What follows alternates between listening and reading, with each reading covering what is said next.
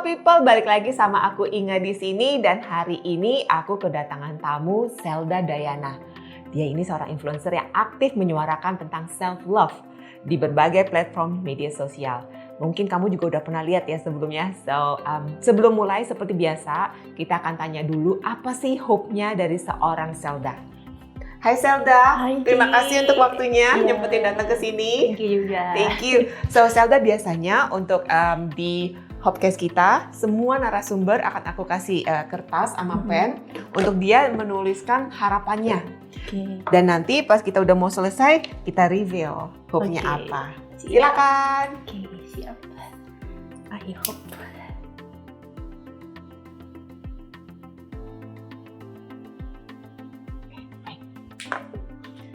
Terima kasih. Ya, sama-sama.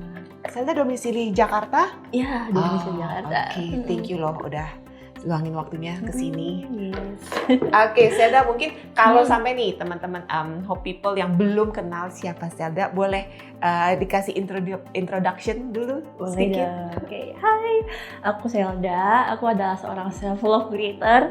Sering banget aktif di sosial media aku gitu. Buat yang belum tahu, apa sosial media IG-nya atau TikTok-nya? Oke, Instagram, TikTok sama @zelda.dayana. Oke, jangan lupa di-follow ya guys. Oke, so Zelda bisa ceritain sedikit nggak sih ke Hope People tentang penyakit kelenjar getah bening yang kamu alami sejak lahir? Kalau kita langsung lihat kan langsung kelihatan ini ya kelenjar getah beningnya. Ya ini boleh diceritain Zelda? Boleh banget. Ya, jadi aku emang lahir ya dari kota kecil di Pontianak. Oke. Itu kota di Kalimantan Barat. Nah ini mamaku cerita waktu kecil tuh emang mungkin terlihatnya belum nampak saat bayi. Nah saat beberapa bulan kemudian, nah itu ada tetangga akan datang mampir terus kayak ngeliat ada kok perbedaan gitu. Nah semakin berlanjutnya berbulan-bulan itu semakin ada perbedaan kan di pipi aku sebelah kiri. Jadi ya mamaku orang tua bawa ke rumah sakit di Pontianak. Cuman saat itu memang fasilitas di Pontianak kan masih belum memadai ya. Jadi di usia 11 bulan itu, nah aku di operasi pertama kali di Jakarta. Nah itu. And then terus setelah itu balik Pontianak kan. Nah saya itu memang pasti kan orang tua pengen ya, maksudnya anaknya sembuh gitu ya. Pertama kali setelah operasi pertama itu. Cuman memang belum aja sih ya, belum sembuh. Terus balik ke Pontianak. Nah itu aku mengalami beberapa ini sih, kayak mungkin sekarang bilang insecure kali ya. Nah itu, jadi karena penyakit ini, itu yang membuat aku tuh sempat dulu tuh istilahnya nggak percaya diri. Nah jadi aku udah pernah 2 kali operasi di Jakarta. Jadi pertama di usia 11 bulan dan kedua itu waktu aku kelas 3 SD. Dan terakhir radiasi di Penang tahun 2019. 2019, oke. Jadi sejak 3 kali tindakan ini, apakah kamu ada perbaikan mengecil atau merasa ada perbaikan kayak gimana gitu yang signifikan? Belum? Kalau perbaikan signifikan bisa dikatakan belum ya. Nah jadi mamaku cerita waktu aku TK itu ya, kan ada foto TK juga ya. Nah itu memang terlihat memang membengkak banget, bahkan turun banget. Nah saat aku berlanjutnya berusia ya, semakin sekolah, nah itu memang ada pengecilan sedikit. Nah itu Ci. Tapi pas semakin berlanjut usia tuh memang aku bisa bilang mungkin pola hidup aku kali ya kemarin sempat kurang aku maintain. Jadi sempat aku melihat sempat bengkak banget, bahkan nggak hanya secara visual gitu. Jadi di dalam bibir aku, bahkan yang di lidah aku ya, dan pipi aku sebelah kiri itu memang ada semacam tumbuh daging-daging. Nah itu.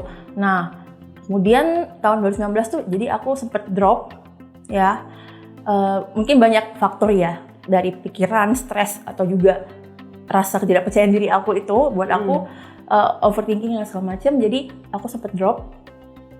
Kemudian ya aku memilih ya untuk treatment yang terbaik di saat itu di Penang. Nah saat itu aku 5 kali radiasi kan di Penang. Nah ini sebenarnya titik poin aku, bisa dibilang tahap aku titik terendah hidup aku sih ya, ketika aku sudah berusaha ya mencari pengobatan terbaik ya sampai ke luar negeri. Nah saat itu tuh aku mengalami efek-efek yang luar biasa setelah radiasi itu. Jadi aku sempat bibir aku di dalam mulut aku tuh penuh sariawan penuh. Ya, jadi aku sempat kayak ibaratnya sulit berbicara kurang lebih 1 bulan. Nah, jadi setelah itu ya balik ke Pontianak dan beberapa bulan kemudian balik lagi check up ke dokter kan, konsul. Cuman dokter bilang ya belum ada ini ya, maksudnya kamu mesti bersyukur gitu. Nah, saat itu aku di posisi kok malah semakin menurun gitu efek dari radiasinya. Jadi sampai saat ini ya yang penting aku lebih bersyukur sih ya masih diberi kehidupan dengan Tuhan.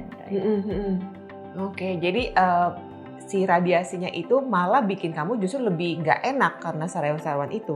Ya, itu kan sebenarnya karena efeknya Ci ya. Efek dari, nah, iya kurang lebih 1 bulan setelah itu ya lebih menurun aja gitu. Oke. Terus itu kamu bilang karena pola hidup kamu mungkin menyebabkannya sih. Pola hidup kayak apa tuh, kayak kamu begadang mulu kah atau makan nggak bener, nutrisi nggak bener? Iya, sebenarnya yang aku lihat ya pola makan sih ya. Pola makan maksudnya kurang maintain gitu, baik dari apa yang kan sebenarnya itu dari apa yang aku makan gitu. Jadi saat itu emang diri aku sendiri tuh yang sebenarnya belum merawat benar-benar diri aku sepenuhnya itu. Dan sekarang kamu jadi lebih merawat diri kamu sendiri gitu. Oke, so jadi kamu adalah seorang content creator dan terus menginspirasi kita dengan self love. Ini mulai kapan kamu mulai melakukan ini? Oke, sebenarnya kurang lebih itu di pertengahan 2022. Nah, pas pandemi mau selesai ya 2022. Nah, itu awalnya aku kan move ya dari Pontianak ke Jakarta. Nah, saat itu Ci aku buat satu video. Itu memang ada pekerjaan mengharuskan kamu ke Jakarta atau emang mau aja? Nah, sebelumnya itu sebenarnya aku kan secara karir ya gitu. Aku pernah punya pengalaman waktu di Pontianak. Jadi aku tuh pernah ditolak bekerja karena alasan fisik aku. Nah, itu saat itu sempet kayak down secara mental. Tapi itu aku bisa bilang ini tuh semua karena kemurahan Tuhan ya. Nah, kayak ibaratnya aku nggak pernah punya mimpi lah ya. Nggak pernah punya mimpi kepikiran one day bisa ke Jakarta gitu ya. Dan di tahun 2022 itu aku dikontak ya, ada sebuah perusahaan dari Jakarta. Aku diterima itu ya sebagai social media spesialis di sebuah digital agency. Nah itu dari saat itu aku sambil aku mencoba untuk buat konten saat weekend aku buat konten gitu. Jadi pernah aku buat video, ada kertas itu, aku pegang kertas dan itu emang sebenarnya nggak ada planning gimana sih, emang mau buat aja gitu. Jadi aku buat video itu yang ditulis terus ya viral gitu. Dan sebenarnya itu yang ngebuat kayaknya yang membuat aku jadi tahu ternyata ini emang jalan Tuhan gitu ya. Ibaratnya aku pernah ditolak bekerja kan saat di Pontianak, terus aku ke Jakarta, which is aku sendiri merantau ya sendiri, keluarga aku di Pontianak semuanya. Nah itu, dan aku dipertemukan lah gitu dengan karir aku di content creator. And then yang menjadi titik mulainya kamu mau fokusnya di self love, itu yang kamu ini kan woro-worokan kan? Bagaimana tuh backgroundnya?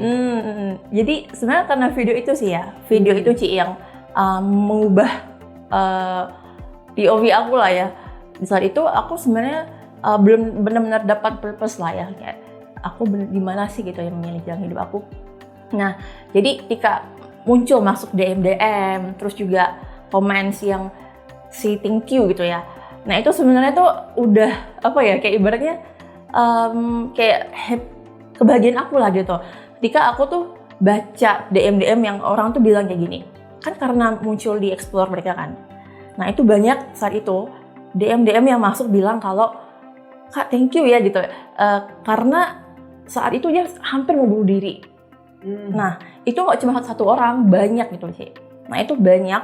Sampai aku tuh pas baca itu aku merinding gitu, yang kayak, video itu tuh bisa mengubah banyak orang gitu.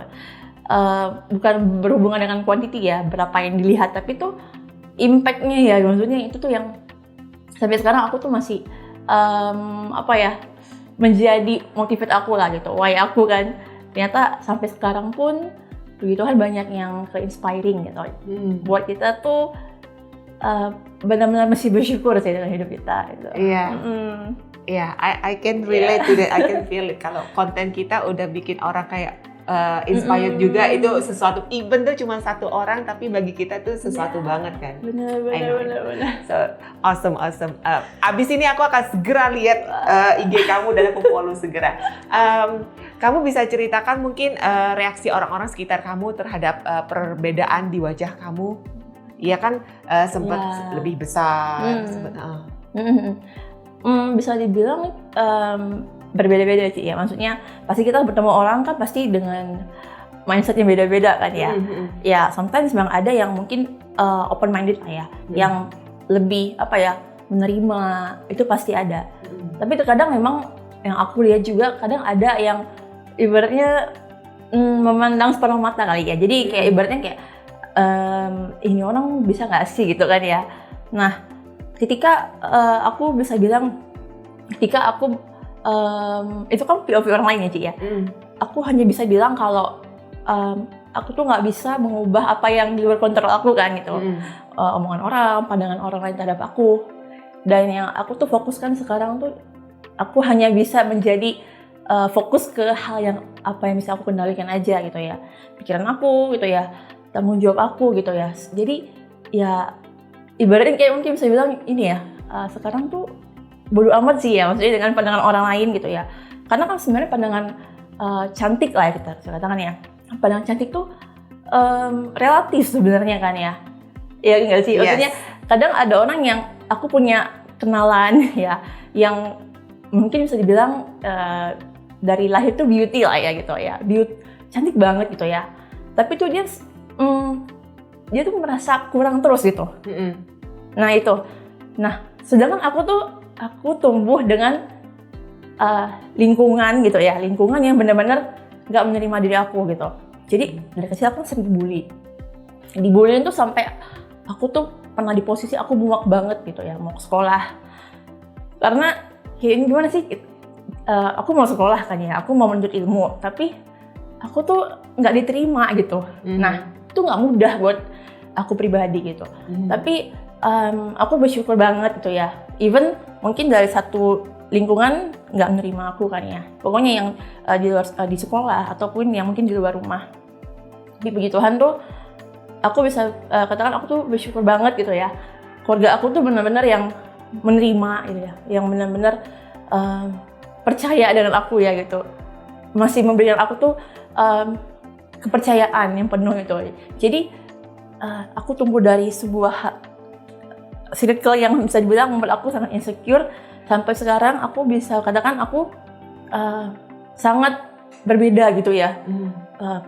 Gimana POV aku melihat orang-orang pun juga ya it's okay gitu ya. Kalau memang pun orang mungkin memandang aku berbeda, bagi aku tuh aku punya value gitu ya, aku berharga itu. Jadi even omongan orang lain gitu ya, aku punya prinsip selagi itu bukan omongan dari Tuhan tuh ya I don't care gitu. Exactly. Selalu ngomong apapun juga, yang penting kamu disetujui sama Tuhan. Itu. Dapat pengakuannya dari Tuhan, bukan dari orang. Benar. Itu banget sih. Dan pada saat kamu dibully gitu, gimana cara kamu bisa kuat lagi? Apakah kamu selalu langsung leaning on God, like langsung ngadu-ngadu ke Tuhan, atau kamu bagaimana cara kamu kuat? Kan ini sering berkali. Yes. Gimana proses healing kamu, proses kamu keluar dari that traumatic situation? Bisa dibilang itu proses ya, journey yang jauh banget, panjang banget ya. Panjang banget ya. Kalau aku bisa flashback ke diri aku sih ya, ke belakang, perubahan diri aku tuh luar biasa jauh banget gitu ya. Benar-benar berubah. Ya it's a journey gitu. Pasti ada ibaratnya aku denial. Ya, pasti aku pernah di posisi aku denial dengan diri aku. Aku mengatakan kalau aku tuh nggak berharga, dan aku pernah di posisi aku tuh malu banget dengan diri aku. We upset to God, malah nggak sama Tuhan. Wow, aku pernah setoksik itu ya ke diri aku. Jadi aku pernah nggak hanya benci ke diri aku pernah di posisi aku benci orang tua aku karena kayak kok keluarga aku, kok orang tua aku nggak mengusahakan yang terbaik ya saat itu gitu ya, kayak padahal sebenarnya sekarang aku bisa dibilang orang tua aku tuh wow gitu ya, iya kan, maksudnya bisa dibilang keluarga tuh kan nggak ada yang sempurna ya, tapi satu sisi terus aku bisa melihat emang nggak ada yang sempurna, tapi bagaimana kita tuh bisa meng-appreciate ya gitu perjuangan orang tua yang pasti udah effort banget saat itu gitu ya. Nah, aku juga pernah di posisi aku menyalahkan Tuhan, pernah bertanya ya sih gitu ya, pernah banget di posisi Tuhan kok belum sembuh gitu ya, kok katanya engkau penyembuh gitu ya. Nah, itu tuh pernah di posisi itu, tapi itu journey, jadi bisa dikatakan ketika aku denial itu kan aku harus bisa melepaskannya ya gitu, benar-benar kalau kita menerima pasti ada yang dilepasin ya gitu. Nah, aku melepaskan trauma-trauma itu ya dari apa ya, maksudnya dari kegiatan aku ya, aku selalu mengusahakan kalau malam setiap malam aku belajar buat take time gitu ya, maksudnya punya waktu buat diri aku dan ya aku berdoa dengan Tuhan gitu. Jadi bisa dibilang ya doa itu sih mengubah hidup aku gitu, bukan apa ya orang sekitar, tapi justru ya itu ya kita berdoa sih, ngobrol intimate time with God, ngobrol dengan Tuhan, cuman ngobrol aja gitu, minta apa yang mau kita perbaiki gitu. Nah itu Tuhan luar biasa mengubahnya sih ya. Ada satu yang aku kayak mau sampaikan bahwa other people yang mungkin nggak punya getah bening whatever, mereka mungkin bisa ngebully or say whatever, tapi kamu nih valuable banget karena nggak semua orang lo bisa menyelamatkan seseorang atau beberapa orang yang mau suicide. You did that, so that's like kamu dipakai banget sama Tuhan. Jadi karena kamu ada getah bening ini, kamu mulai your journey and kamu berubah dan kamu menyelamatkan orang-orang yang mau bunuh diri. Other people mungkin nggak bisa punya kesempatan itu, so it's amazing. Iya, benar-benar aku juga gimana ya, ternyata bisa loh, maksudnya menggunakan sosial media ya Ci ya. Even kita nggak ketemu kan ya, aku nggak pernah ketemu dengan siapa yang melihat video aku gitu, tapi itu bisa dijadikan platform untuk kita tuh ya jadi berkat ya dimanapun gitu. Even kita ketemu orangnya langsung ataupun ya lewat online. Jadi sebenarnya bisa dengan apapun gitu ya. Dan self love ini, that in a way kamu menjadi voice for the voiceless. I love that, like amazing. Oke. So semoga teman-teman ya kamu terinspirasi dari cerita ini, because pertama-tama memang kamu harus accept yourself, dan pasti Tuhan tuh nggak pernah jauh. Kamu tinggal leaning on Him, tinggal cari dia nggak pernah jauh dan dia selalu dengerin kamu. Ada mungkin kamu message buat teman-teman yang mungkin bukan karena fisikal ya, karena emang suka dibully aja, whether itu di sekolah, di tempat kerja, sering dibully aja. Ada nggak yang kamu mau sampaikan ke mereka kayak supaya mereka kuat, apa gitu resepinya dari kamu? Sebenarnya kuncinya tuh mesti sabar sih ya, di awal ya, sabar. Nah itu kita mesti ini sih ya Ci, kita sebisa mungkin untuk bisa ya udah nggak apa-apa gitu ya. Yang penting kita mesti tahu kok kita tuh berharga dulu. Nah itu penting banget. Jadi even kita bertemu dengan society yang mungkin saat ini appreciate, tapi kita kan nggak bisa expect kita bertemu dengan orang yang mungkin secara value berbeda ya, mungkin masih memandang masih dibully segala macam. Tapi kalau kita udah self love dulu ya, ya even dimanapun kapanpun ya nggak apa-apa gitu, maksudnya yang penting udah kenal diri kita. Jadi sebenarnya perlu banget buat kita tuh kenal siapa diri kita dulu sih. Itu sih. Oke, so teman-teman, semoga ya kamu bisa sadar, jangan selalu kalau misalnya sampai ada yang ngebully kamu and then you take it in, no. Because usually orang-orang yang suka ngebully itu mereka sebenarnya punya problemnya sendiri and then they project on you just to feel good about themselves. Jadi ini nanti ngomongnya agak-agak psikologi lagi guys. Cuman intinya self love dulu, terima diri kamu, sayangi diri kamu, because you are precious. Tuhan selalu nyiptain semuanya precious, anak-anak Dia. Menurut kamu nih, bagaimana dengan adanya House of Hope yang menjadi jembatan buat anak-anak dengan IBK terjun ke dunia kerja? Wow, bagi aku ya, aku benar-benar appreciate ya. Maksudnya dari segi House of tuh bisa dibilang sebuah panggilan ya. Karena nggak semua ada tempat yang benar-benar punya hati ya sebenarnya ya. Ya, yang punya hati untuk melihat ya. Maksudnya ternyata ada loh orang yang mungkin selama ini nggak pernah dipandang gitu ya. Iya kan, selama ini mungkin kita yang kita pandang yang looks-nya ataupun yang mungkin yang normal gitu ya. Tapi sebenarnya aku yakin ya anak yang berkebutuhan khusus tuh sebenarnya ada potensi gitu ya. Nah, aku bisa benar-benar appreciate, thank you banget buat House of Hope menjadi wadah buat ya anaknya spesial ini, buat mereka tuh bisa at least pertama menerima diri dulu kan ya. And then what's next gitu ya. Nah, itu bisa dipakai untuk ya mereka bisa bekerja layaknya orang ya diterima gitu ya. Nah, itu luar biasa banget. Thank you.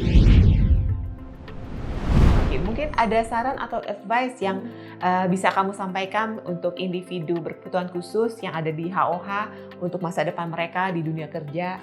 Oke. Yang pasti sih ya semangat di awal ya. Kita mesti ini sih punya mental yang kuat ya. Mental yang kuat tuh penting banget dimanapun kita berada.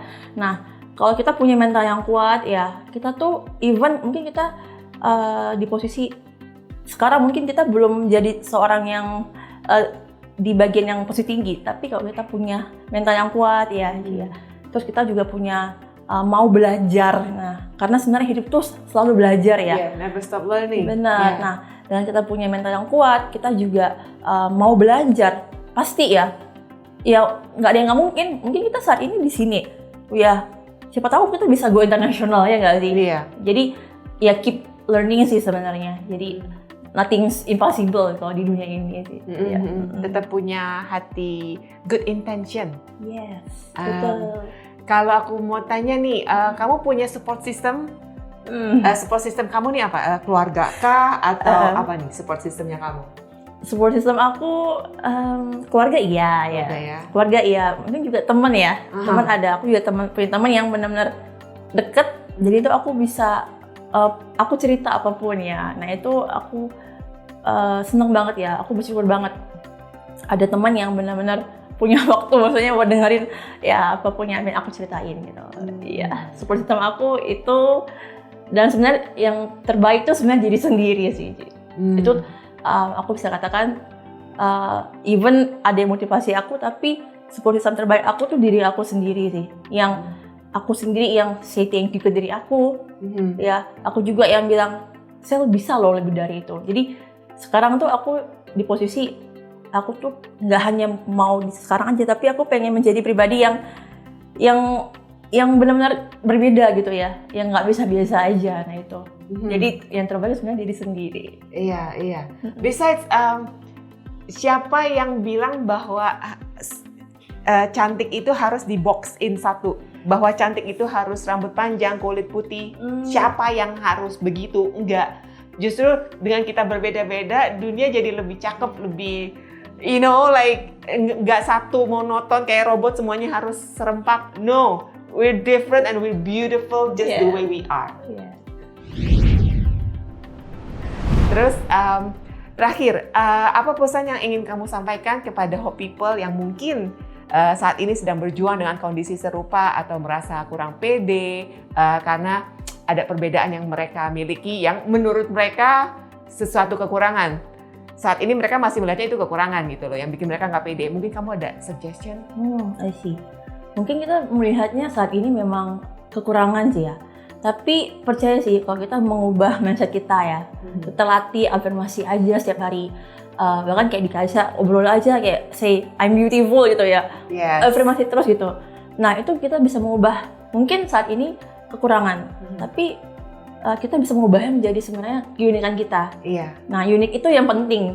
Ya, yang membuat kita berbeda dengan orang lain dan ya kita benar-benar sebenarnya berharga di mata Tuhan. Jadi, exactly. Dan kamu unik, kamu cuma satu. Aku unik karena aku cuma satu. Jadi why you wanna be like anybody else gitu? Lu satu, you unique.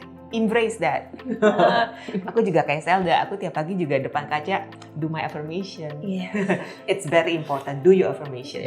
Because our brain dia percaya apa yang kita omongin. Jadi ya itulah cara kamu memanipulasi diri kamu sendiri sampai akhirnya it is what it is. Itu yang kamu dengar, itu yang kamu percaya. Jadi, dan aku juga percaya lidah kita ini punya kekuatan. Jadi kamu katakan hal-hal yang baik, dan hal-hal yang baik itulah yang kelilingin kamu. Positive vibes only. Agree. Okay. So thank you so much. Yes. And sekarang kayaknya udah waktunya aku mereview apakah harapan seorang Zelda. Wow. Aku baca ya. Boleh dong, Ci. Apa itu? Oke, I hope setiap kesabaranmu menjadikanmu lebih kuat, dan hopefully dimanapun kamu berada, semoga hal baik menyertaimu. Amin. Thank you so much, Zelda. Yes, thank you. Terus membagikan positivity ke luar sana, terus semangatin orang-orang untuk self love, because self love itu emang udah fondasi paling bener. Kalau kamu udah sayang sama diri kamu sendiri, kamu baru bisa sayangin keliling kamu. Kalau kamu mau sayangin di luar kamu, tapi kamu nggak sayang diri sendiri, no, you cannot be fake all the time. Pakai topeng itu capek. Jadi kamu harus sayang diri sendiri, be genuine, fill your cup supaya kamu bisa bagi. Jangan sampai cup di dalam diri kamu kosong. See you next time, people. Thank you, Zelda. Thank you.